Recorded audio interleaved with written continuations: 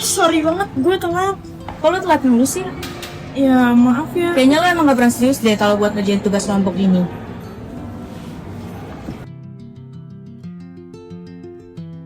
Jar, lo tau gak sih, si dia sering banget. Iya, itu emang karena dia gak disiplin aja gak sih? Enggak, bukan laut. Emang karena apa? Dia tuh emang ada, tapi dia kayak nggak mau cerita aja, karena nggak mau bikin orang yang kepikiran gitu loh. Oh, gue kira karena emang dia gak disiplin, males aja sih nggak ngerjain tugas. Enggak juga. Bila sebenarnya tuh suka nemenin mamanya berobat, desek-desekan di TJ, sampai suka tiduran di kampus. Bil, gue mau minta maaf sama lu.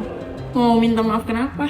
Soalnya kemarin gue ngejudge lu duluan tanpa tahu yang sebenarnya kayak gimana. Iya gak apa-apa. Gue juga minta maaf ya. Gue nggak cerita selama ini tuh karena ya gue nggak pengen aja ngebebanin kalian berdua. Gue juga tahu yang sebenarnya itu dari Tori. Udah. Jadi gue mau coba biar gue tuh nggak langsung ngejudge lu dulu. Gue pengen coba buat memahami lu dulu. Maafin gue ya. Jadi tadi kita lihat kan, Zaro tuh langsung nganggep Bila gak bertanggung jawab cuman karena sering datang telat. Padahal kenyataannya sama sekali berbeda. Situasi seperti ini sering banget terjadi di kehidupan sehari-hari. Kita melihat perilaku seseorang lalu tanpa sadar langsung nyimpulin seperti apa orang itu. Psikologi komunikasi hal ini dijelaskan melalui attribution theory yang dikembangkan oleh Fritz Heider. Teori ini menjelaskan bahwa manusia cenderung mencari penyebab dari perilaku orang lain. Masalahnya, kita sering menganggap penyebabnya berasal dari karakter seseorang, padahal bisa jadi disebabkan oleh situasi yang sedang mereka alami. Di cerita tadi, Zaro tuh menganggap Bila malas dan gak disiplin. Padahal sebenarnya Bila harus desek-desekan naik transportasi umum dan sampai ketiduran di kampus. Artinya, penilaian pertama Zaro tuh bukan berasal dari fakta yang lengkap, tetapi dari asumsi belaka. Kalau dipikir lagi, mungkin kita semua pernah ada di posisi seperti Bila.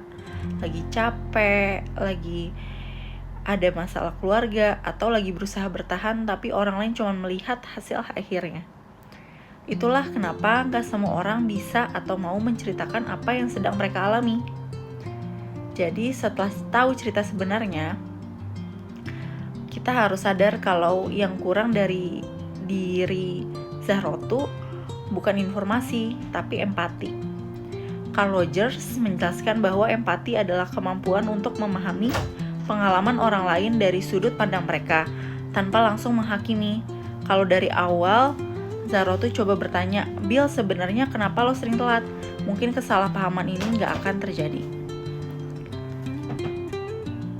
Dan menurut Joseph A. De Vito, hubungan interpersonal yang sehat dibangun melalui keterbukaan atau openness, empati, sikap saling mendukung atau supportiveness, sikap positif atau positiveness, dan kesetaraan atau equality. Nah, kayak di awal cerita tadi, komunikasi antara Zaro tuh sama Bila berhenti di asumsi. Gak ada yang bertanya, gak ada yang ngejelasin. Baru setelah mereka mau saling ngedengerin dari point of view-nya Torik, kesalahpahaman bisa diselesain sama mereka berdua.